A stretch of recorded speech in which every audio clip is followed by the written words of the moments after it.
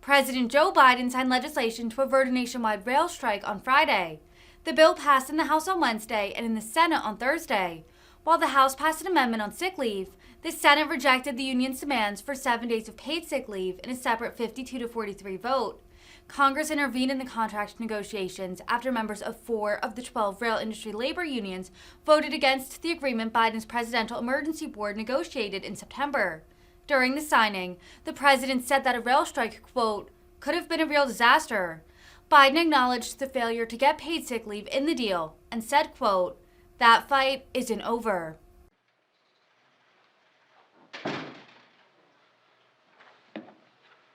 Let me begin by thanking my team here. They did one heck of a job in averting what could have been a real disaster, and ended up with a good product, but we still have more work to do, in my view, in terms of ultimately getting paid sick leave, not just for rail workers, but for every worker in America. That's a goal I had in the beginning, and I'm coming back at it. So, but good morning. The bill I'm about to sign ends a difficult rail dispute and helps our nation avoid what, without a doubt, would have been an economic catastrophe at a very bad time in the calendar. Our nation's rail system is literally the backbone of our supply chain, as you all well know, and so much of what we rely on is delivered on our rail, from clean water to food and gas and every other good. Rail shutdown would have devastated our economy. Without freight rail, many of the U.S. industries would literally shut down. In the event of a shutdown, my economic advisors report that as many as 765,000 Americans, many of them union members themselves, would have been put out of work for the first time, and within the first 2 weeks of the strike alone. Communities could have lost access to chemicals necessary to ensure clean drinking water. Farms and ranches across the country would have been unable to feed their livestock.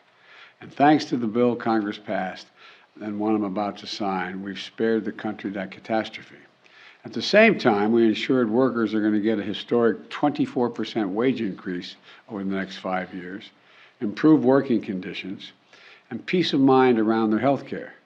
And look, I know this bill doesn't have paid sick leave that these rail workers and frankly every worker in America deserves.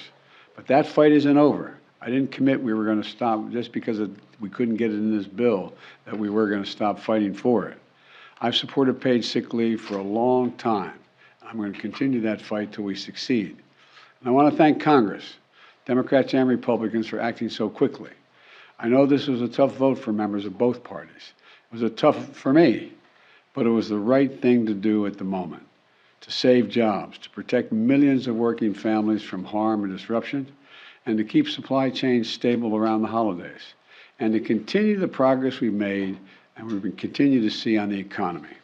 For months, you couldn't look anywhere without seeing headlines screaming, gas prices at the pump are up. But look, folks, gas prices are down, and you barely hear anything about it right now. They're continuing to go down, and there's a lot more that's going to happen. They're down more than $1.50 a gallon since the summer, and they continue to fall. And our economy continues to grow. The economic report, the GDP is up even more than it was previously thought. We continue to create jobs, lots of jobs. And today, we've learned that the economy added 263,000 jobs in November. Now, we've now created 10.5 million jobs since I took office, more than any administration in history at this point in the presidency.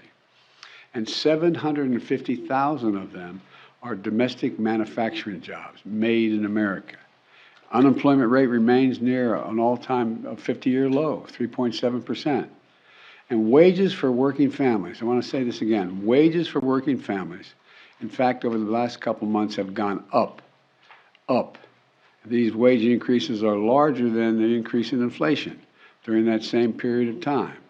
And so we're in a position now where things are moving. They're moving in the right direction.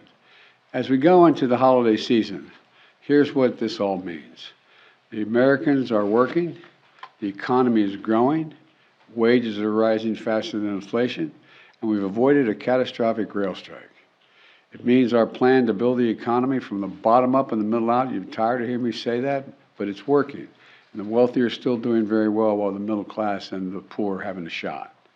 I want to thank Congress once again for being partners today, for averting this disaster and keeping our economy on a stable footing during the holiday season.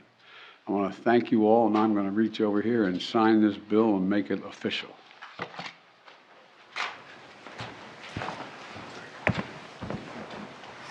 This is the House Joint Resolution 100. Okay.